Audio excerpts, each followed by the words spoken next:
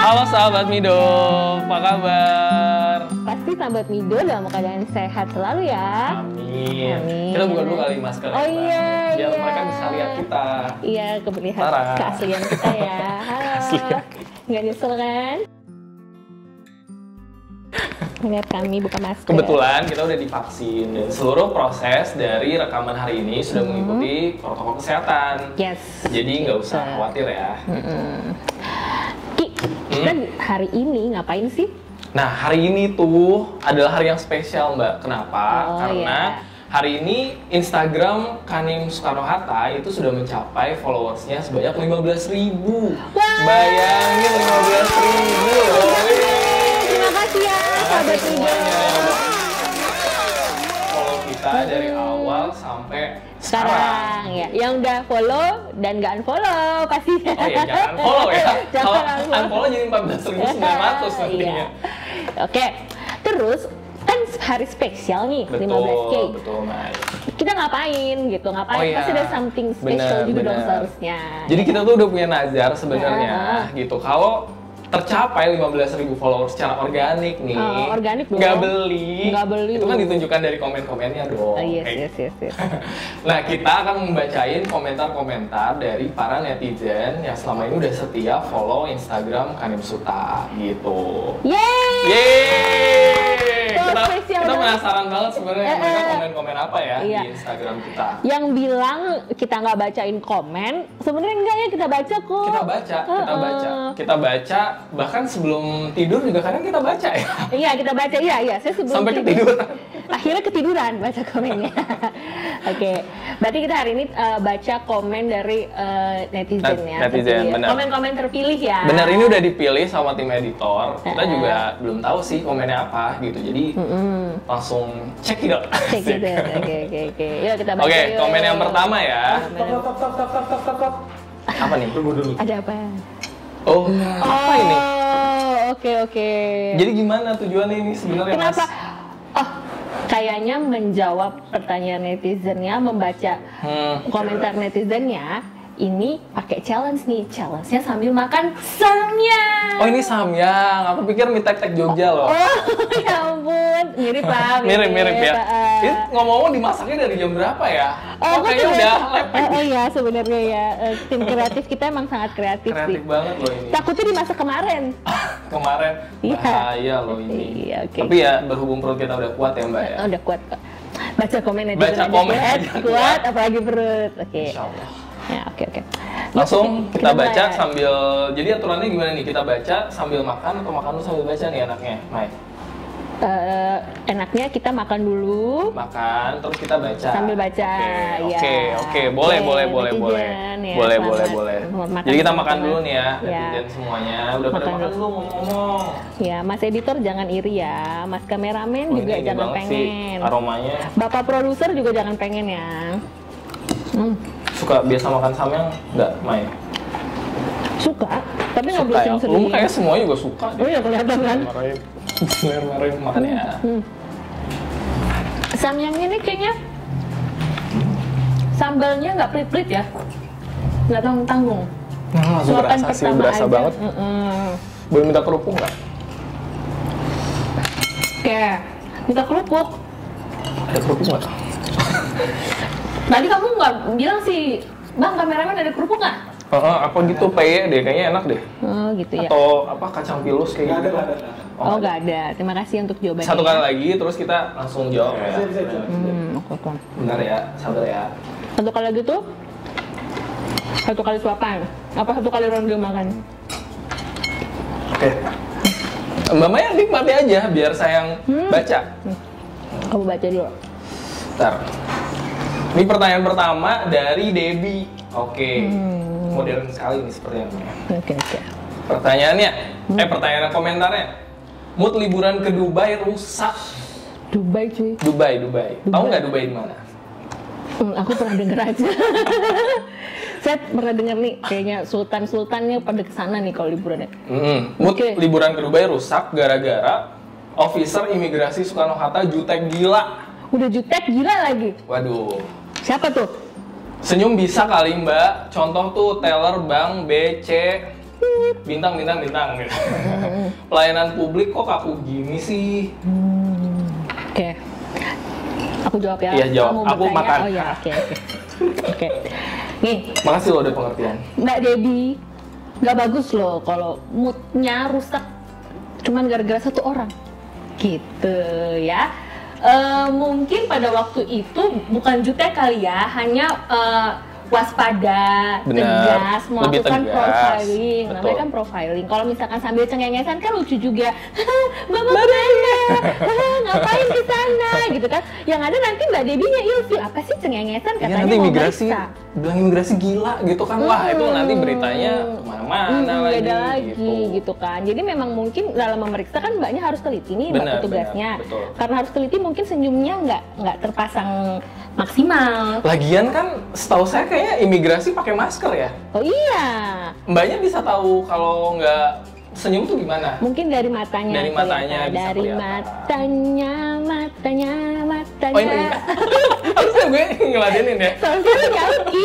Ya oke. Tapi intinya, gue makan dulu boleh nanti, boleh kan? Oke. Tapi intinya petugas imigrasi itu memang punya satu teknik dalam proses pemeriksaan keimigrasian gitu. Dan itu memang udah ada standar operasinya, SOP-nya gitu loh. Jadi memang mereka harus tegas. Kenapa? Karena ini berhubungan juga sama keselamatan kamu.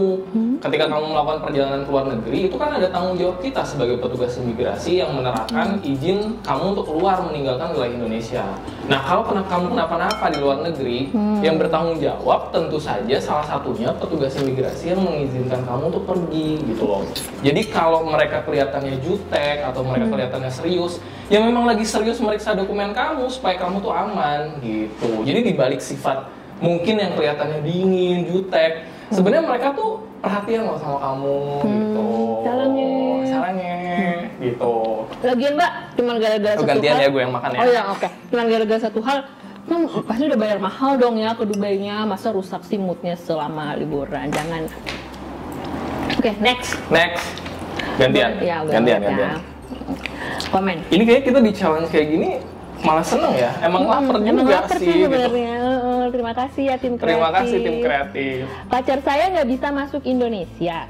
Tolong pesawatnya ditambah rutenya ke Jakarta.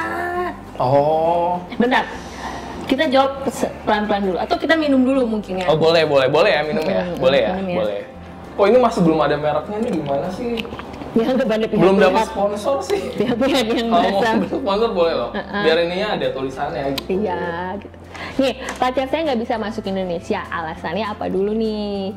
Alasannya nggak bisa masuk Indonesia karena kita juga melakukan imigrasi Indonesia juga melakukan yang namanya selective policy, yakni memfilter, melakukan seleksi terhadap orang-orang yang mau masuk ke Indonesia.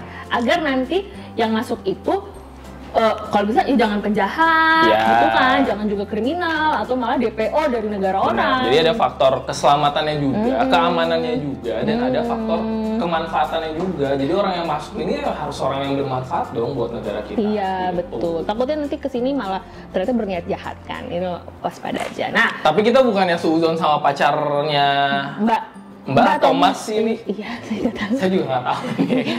Oh iya benar. Mbak Thomas Dre ini ya, gitu. Ya, enggak kok, itu pemeriksaan hal yang wajar gitu.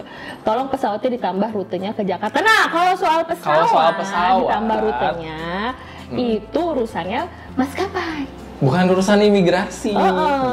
Kan gitu. kita nggak nentuin jadwal kapan pesawat itu masuk ke Indonesia ya gitu. Malah mungkin maskapai dari negara pacar Mbak yang perlu ditambah juga. Benar gitu. Apalagi kan ini situasi pandemi nih gitu kan. Jadi kita nggak tahu juga, barangkali memang kebijakan dari maskapainya yang memang membatasi rute untuk ke Jakarta terkait ya masalah operasional, masalah biaya dan lain-lain kayak gitu loh. Jadi ya kita juga nggak tahu ya kalau masalah jadwal pesawat sebenarnya. Gitu. Oh, pedes ya? Pedes ya? Mau ditambahin apa? Doyan ya Bu? Next. Lu. Jangan dibuka dong. Dikunyah langsung telan. Gak usah dikunyah dulu. Oke. Oh gila. Nggak percuma ya. Dari Patra. Dari Patra Kuningan. Patra sesuatu lah gitu. Oh iya. Susahnya jadi warga plus 62. Mau punya paspor aja dipersulit. Paspor buat pergi vacation atau kerja ya privasi orang dong. Sisi Menkumham sama sisi Pak Jokowi. Wah, dia kesel nih Mbak. Terus dia mention Pak Yasona dan Pak Jokowi. Nggak apa-apa. Kita imigrasi Soekarno-Hatta. Setelin dulu ya. Udah mulai keringetan Mbak ini kayaknya. Kan baru keringat di dalam. Keringat dalam. Belum keringat luar. Oke. Nih, susahnya. Nggak apa-apa kalau mau dia sisi Menkumham Jokowi nggak apa-apa. Karena kita juga nggak bermasalah gitu kan. Iya. Nggak apa-apa. Bahkan sausnya udah mulai terasa ya. Mungkin ini sausnya rawitnya mungkin disiangi. Disiangi benar-benar. Kena matahari udah saus, kena matahari panas, terus sama yang bikin dimarah-marahin gitu. Dulu aja tambah panas. Oke. Tapi kita tetap kepala dingin membaca membalasnya komen dengan netizen kepala dingin. yang ini belum pedes nih komennya nggak pedes. Belum, ini ada levelnya. Oke. Paspor nggak apa-apa, kita terbuka untuk mentek, bahkan mentek Ditjen Imigrasi pun juga nggak apa-apa. Nah, punya paspor aja dipersulit. Sebenarnya nggak dipersulit. Nggak ada sih, nggak ada istilah paspor tuh dipersulit tuh nggak ada. Kalaupun ditanya-tanya untuk vacation atau bekerja, itu ya memang kewajiban kita untuk memastikan kalau yang punya paspor ini memang tujuannya baik, karena takutnya gini, di negara orang bener WNI warga negara Indonesianya malah ngelakuin hal yang buruk gitu. Iya, kan? bilangnya vacation nih, tapi begitu sampai ke negara orang nggak taunya kerja, menyalahgunakan izin yang udah dikasih, kan jadi jelek juga nama Indonesia. Di negara orang juga sih, ini malah terkait dengan nama baik Indonesia juga di negara orang gitu. Lagian tadi nih Mas Patra lah ya, saya nganggapnya Mas kayak gitu kan. Dia juga bilang bahwa mau punya paspor aja sulit. Sekarang tuh ngurus paspor udah gampang banget lagi. Gitu, nggak perlu lagi ngantri dari subuh bahkan. Sekarang kita udah ada aplikasinya loh, namanya Apapo. Nanti bisa ditampilin nih sama editor aplikasinya. Jadi teman-teman bisa daftar aplikasinya bisa daftar antrian paspor secara online gitu. Jadi bisa nentuin tanggalnya, tanggal berapa mau kantor imigrasi, jamnya jam berapa gitu kan, dan mau milih kantor imigrasi mana yang mau didatengin, jadi gampang banget gitu. Nah apalagi sekarang nih lagi ada pandemi kan, jadi males nih pandemi, takut keluar rumah gitu kan. Terus gimana dong kalau mau bikin paspor Mbak Maya? Jangan aja. Jawab. Kok lu lemparnya pas udah mulut gue masih soalnya penuh? gue masih mau makan. Pas mulut gue penuh ya Kia? Terima kasih loh editor. Saya telan dulu. Oke. Bisa di-cut Ya, kita ada program namanya Easy Passport. Apa tuh? Program Easy Passport ini memudahkan masyarakat yang ingin membuat paspor, tapi masih merasa takut untuk datang ke kantor imigrasi. Seperti itu. Jadi Easy Passport ini ibarat kata jemput bolanya imigrasi ke para pemohon paspor gitu kan. Tentu syarat dan ketentuan berlaku. Terlebih syarat dan ketentuan dalam hal protokol kesehatan. Benar. Ya Ki ya. Kita masih ketat ya. Tapi ya itu tadi, setidaknya ada isi paspor yang mempermudah masyarakat yang mungkin terkendala untuk datang ke kantor imigrasi. Seperti apa lengkapnya? Kamu bisa hubungi kantor imigrasi terdekat dengan domisili kamu atau buka media sosial dari imigrasi terdekat di kota di wilayah kamu gitu. Cari deh informasinya, pasti mereka akan sangat terbuka dengan pelayanan yang namanya Easy Passport gitu. Oke. Habis ya? Habis. Aduh, ya ampun. Gue minum dulu deh. Kayaknya gue takut lambung gue terluka gitu. Selain hati, lambung juga bisa terluka ya tentunya ya. Bisa banget. Sahabat Mido jangan lupa makan ya. Tapi komentar-komentar kayak gini tuh sejujurnya nggak melukai hati kita loh. Maksudnya kita baca dan kita anggap ini sebagai masukan pastinya untuk imigrasi Sultan.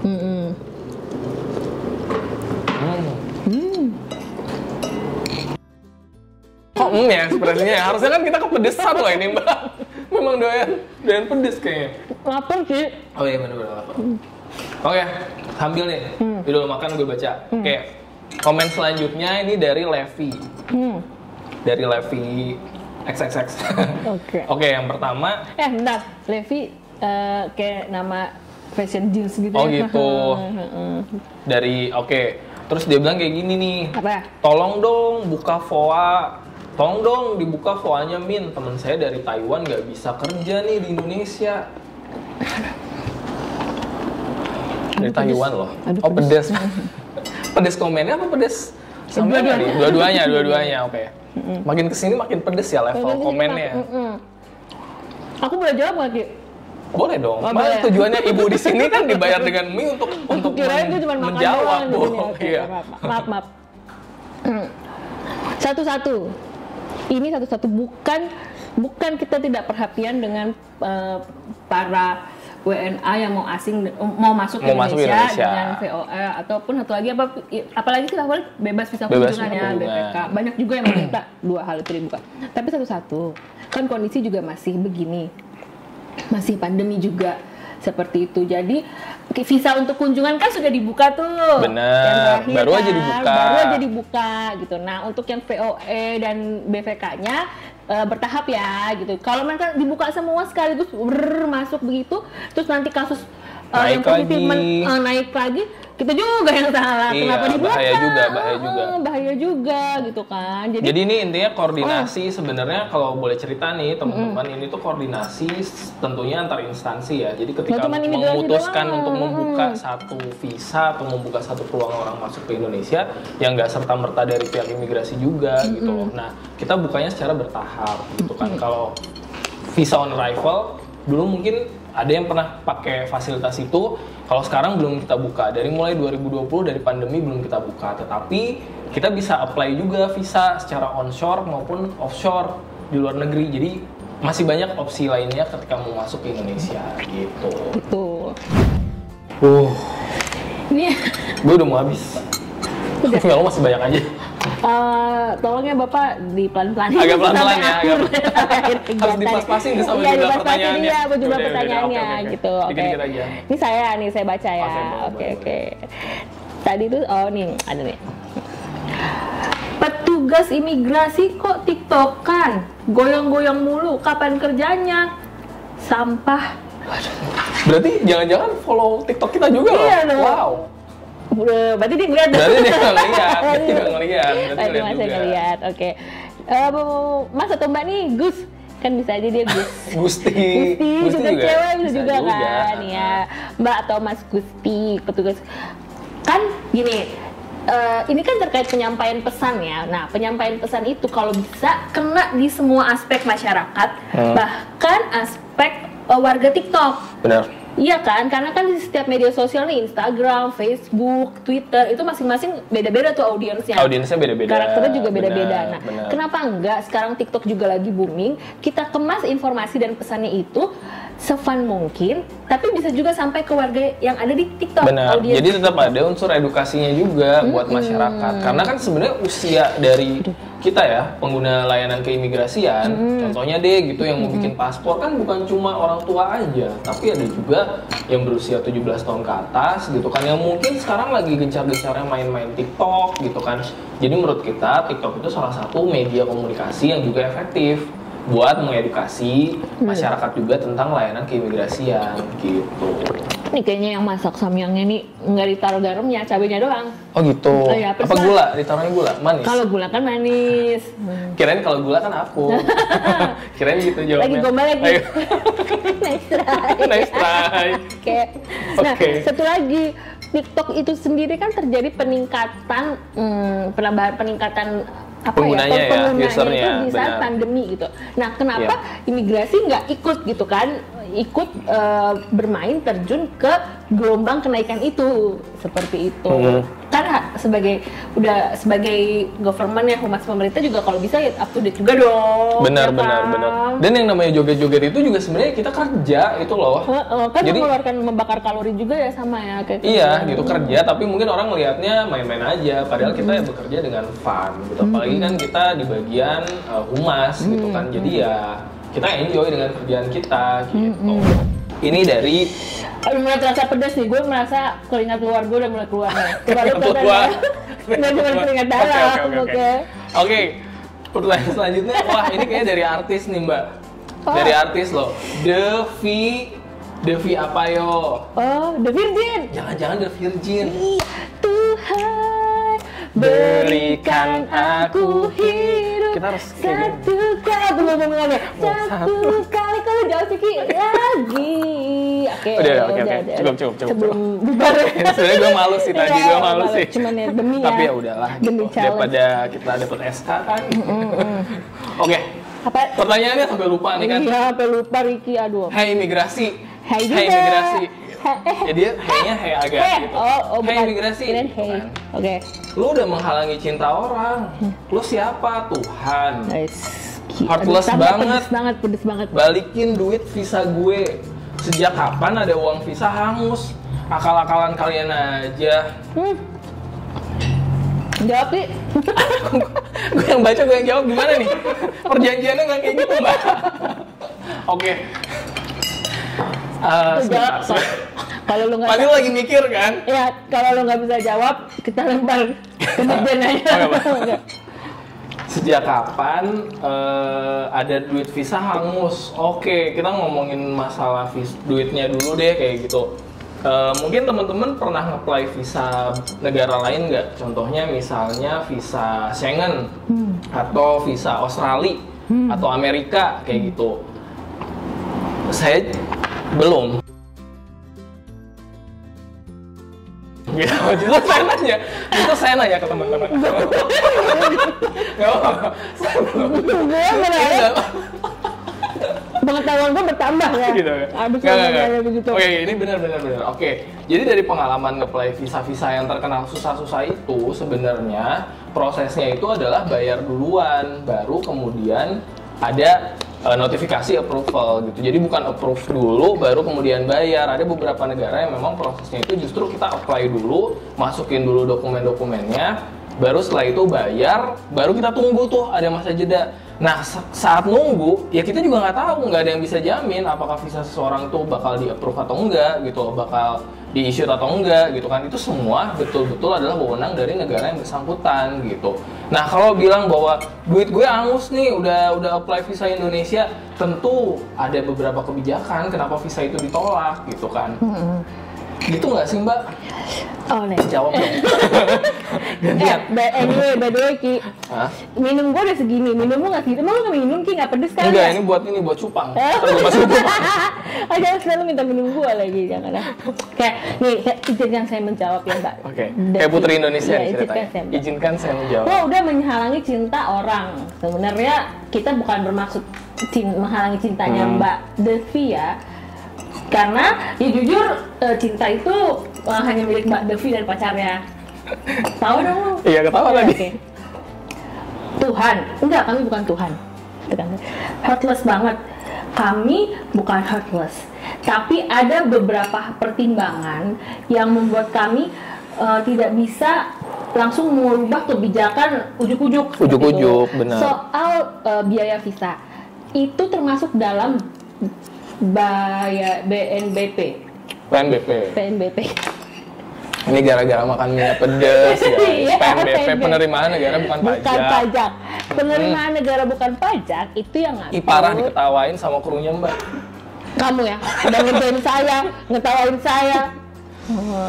Aduh, Itu mulai pedes. Itu pembicaraannya dengan pihak instansi lain. Misalkan Kementerian Keuangan yang mengurus perpajakan, Ditjen Pajak mengurus perpajakan. Jadi keputusan untuk dibahas apa enggak, tarifnya bagaimana, itu nggak cuma sepihak imigrasi yang bisa memutuskan, tetap ada instansi terkait lain yang turut memutuskan terkait uang visa ini hangus atau enggak, seperti itu.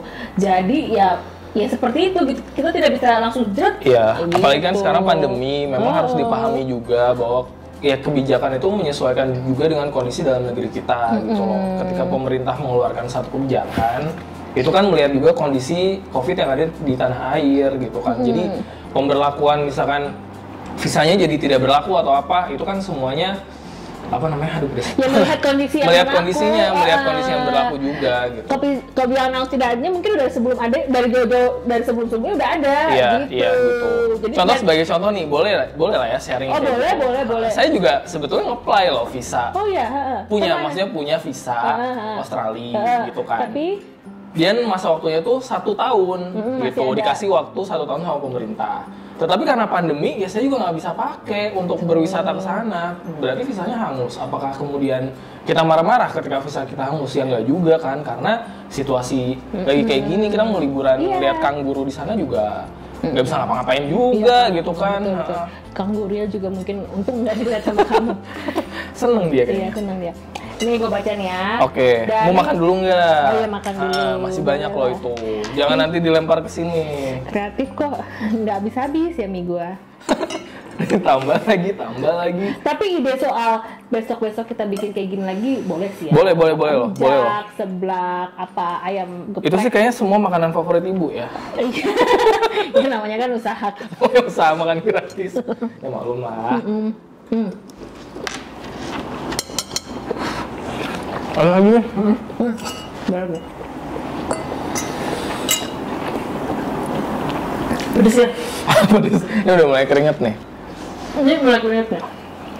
Mulai kelihatan ya? Komen. Ningrum XXXX. Ih, kayaknya kenal deh. Itu loh Ningrum, yang di lantai atas. Itu bagian kepegawaian. Kepegawaian. Itu teman Oke. kita. Oh, Temen kita. Jangan jangan yang ngirim kan. Iya, mau. Mau baca nggak sih? Dari tadi minum mulu. Ya udah deh, udah baca. Dari Mbak Ningrum nih. Sakit kena hidung. Bentar netizen. Sakit banget kena hidung. Gak sabaran sih orang. Jadinya kan karma. Komen. Cuma Indonesia yang nggak mau open. Imigrasi Indonesia zolim dan telah melanggar hak asasi manusia dalam Undang-Undang WHO. Telah melanggar hak asasi manusia dalam Undang-Undang WHO. Ini salah tag ya. Salah kali. Mungkin maksudnya United. UN kali ya. Apa? United lanjutin dong. United apa? United Nations atau PBB dalam piagam PBB Human Rights yang ada dalam piagam PBB. Kalau WHO kan World Health Organization yang terkait kesehatan. Kalau secara hak asasi mungkin right-nya beda gitu kan, bukan punya WHO. Tapi nggak apa-apa, kita maklum, kita kan sebagai manusia saling memaklumi ya. Sama-sama sharing gitu Sama-sama sharing gitu. Oke. Nah, cuman Indonesia yang nggak mau open. Bener Ki, cuman Indonesia Ki. Bener. Contekannya di sini. Contekan. Ya Allah, masih zaman. Masih lah. Ini kali contekan dari tisu. Oh iya. Nah, bener Indonesia yang nggak mau open. Bener. Bener gimana? Jelasin Bang Mai. Dari tadi bener. Jelasin. Bener nggak bingung. Nggak cuma Indonesia, bebekku. Nggak cuma Indonesia. Bebekku. Beberapa negara di dunia masih melaksanakan protokol ketat untuk open border ataupun closed border, ataupun lockdown di negaranya. Banyak. Kamu bisa riset. Nah, riset di Google, di mana beberapa negara tuh bahkan beberapa negara di Amerika, Eropa gitu kan, itu nggak bisa buka. Cayman Island salah satu pulau yang bisa dibilang mungkin jualannya juga pariwisata ya gitu. Dia juga membatasi gitu seperti itu. Ya Indonesia kenapa harus gegabah gitu kan. Terus hati-hati lah, maksudnya intinya ini kan masih menyesuaikan kondisi juga gitu. Kita bandingin deh sama misalkan negara-negara tetangga. Jadi jangan cuma lihat Indonesia tuh kenapa Indonesia sih tertutup aja, kayak gitu. Kita lihat juga lah gitu bagaimana orang-orang kita juga yang mau kerja atau yang mungkin pengen kuliah di negara-negara tetangga sama nggak bisa masuk juga. Sebagai contoh misalnya Singapura. Singapura juga sampai saat ini masih memberlakukan aturan pembatasan bagi WNK yang mau masuk ke negaranya. Malaysia, mereka juga membatasi WNI yang mau masuk ke negaranya terkait kondisi situasi pandemi ini gitu. Jadi sangat wajar ketika satu negara itu memang membatasi pergerakan orang asing masuk ke negaranya. Indonesia juga memberlakukan hal yang sama kok gitu. Jadi bukannya kita zolim atau melanggar hak karena nggak bisa jadinya ketemu sama pacar, nggak bisa ketemu keluarga. Ini kan demi kebaikan kita bersama gitu kan. Anggap aja ini tuh bagian dari kita untuk memperkuat diri kita sendiri juga ya kan, dengan situasi yang hubungan diuji nih dengan LDR ini. Bener nggak, setia nggak, memang he is the right one nggak, atau she is the right one atau enggak. Anggap saja begitu, kita berpikir positif sangat bijak aja dulu. ya, bijak sekali. Semenjak makan samyang ini. Semenjak ini ya, oke. Oke gitu. Nah, kayaknya udah dulu ya. Udah dulu. Kita mau ngabisin dulu mie-nya. Oke. Kita mau ngabisin dulu mie-nya karena kasihan ntar teman-teman bilang nggak kita bagi gitu. Tapi ada satu lagi deh yang masuk, boleh kali ya? Satu lagi. Oke. Satu lagi nih. Nih dari Del nih, teman-teman. Dari Del. Kalau deportasi gitu, yang bayar tiketnya tuh siapa sih, Min? Kalau pemerintah deportasi gue dong ke Kanada, anggap aja bukan WNI. Ini udah sambalnya pedes, samyangnya pedes. Tambah sedih aku. Sedihnya apa? Cari-cari. Kurang. Iya, kalau kurang mau, satu. Kalau mau boleh. Enggak, makasih ya.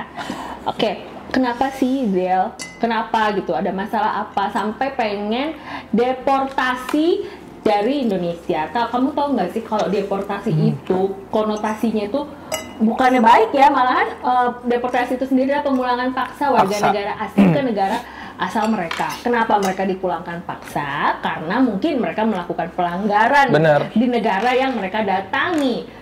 Gitu.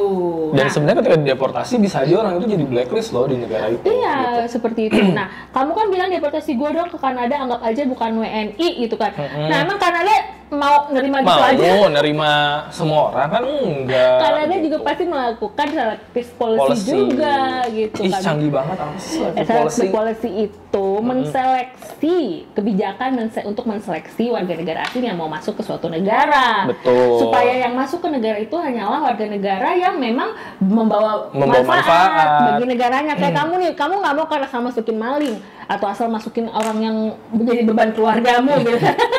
Kamu udah jadi beban keluarga udah? Enggak ya, oke. Udah enggak. Pokoknya aku udah dibuang.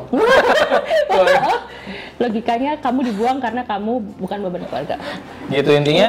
Sebenarnya apa ya? Oh ya, kita juga jawab. Jadi siapa sih yang membayar? Yang pertama, pastinya adalah tanggung jawab orang yang mau dideportasi dulu. Gitu. Kalau mereka memang punya kapasitas untuk membayar tiket pulang, ya dari tanggung jawab mereka untuk beli tiket baliknya. Kalau misalkan nggak ada nih, kan banyak ya katanya kabar bule-bule di Bali nih gitu kan yang dideportasi apalah segala macem gitu kan. Terus gimana dong gitu. Mereka tuh bule-bule backpacker gitu kan. Pasti kita juga akan meminta tanggung jawab ke pihak keluarganya. Kira-kira bisa nggak nih kalian memulangkan nih anak kalian atau gimana gitu kan. Kalau nggak bisa lagi gimana? Yang pastinya kita juga koordinasi sama pihak kedutaan besar terkait pemulangan mereka. Jadi kedutaan besar akan membantu memfasilitasi kepulangan si orang-orang yang kita deportasi gitu. Kalau ternyata kedutaan besar juga nggak bisa membantu gimana, Mbak? Pas lagi ngunyah ya, maaf ya. Emang suka pas momennya. Saya boleh nanya sama teman saya nggak? Oh iya, siapa tuh? Oh, Afwan, akuran boleh. Silakan. Bapak mohon izin. Kalau kedubes juga tidak mau bertanggung jawab memulangkan WNA yang bermasalah itu untuk dideportasi, biayanya dari mana, Pak? Izin. Menghubungi keluarga, Pak. Jadi tetap balik aja keluarganya ya, Pak ya. Gitu. Kalau gitu ya penjelasannya gitu. Dan ngapain sih maksudnya meninggalkan keluarga negara Indonesia? Ada masalah apa sih Mbak Del? Cerita lah kapan-kapan ceritanya sama saya ya. Susah loh nanti ngurusnya lagi tuh gitu kan. Nyesel loh. Biasanya kan penyesalan selalu di akhir ya Mbak. Iya, kalau di awal namanya apa? Pendaftaran. Aduh udah umum banget sih sebenarnya. Itu mau cari yang lain susah. Gagal lucu. Cepat di sini. Oke, nah. Udah. Sekian lah ya. Sekian dulu. Semoga teman-teman yang menonton acara ini merasa mendapat ilmu pengetahuan baru ya. Mudah-mudahan ya. Terus kemudian kami juga berterima kasih untuk followers yang 15K dan kami minta doanya supaya bisa terus ya like ya. Terus menembus langit menuju puncak. Jadi kami semakin semangat memberikan informasi seputar keimigrasian. Iya benar banget. Kalau followersnya nambah kan kita juga jadi semangat. Seperti itu. Nah, saya Maya. Saya Ricky. Kami pamit undur diri. Jangan lupa follow semua media sosial kami. Ada di sini nih, ada di sini. Ada di sini. Nah, di sini ya. Tuh kan. Dan kita TikTok. Oh, itu ratu TikToknya loh. Oh, kata siapa? Bukan ya? Dan saksikan cerita-cerita kami selanjutnya ya. Ya, program-program menarik dari Migrasi Soekarno-Hatta selanjutnya. Baik sahabat Pido. Dadah. Dadah. Dadah. Stay safe.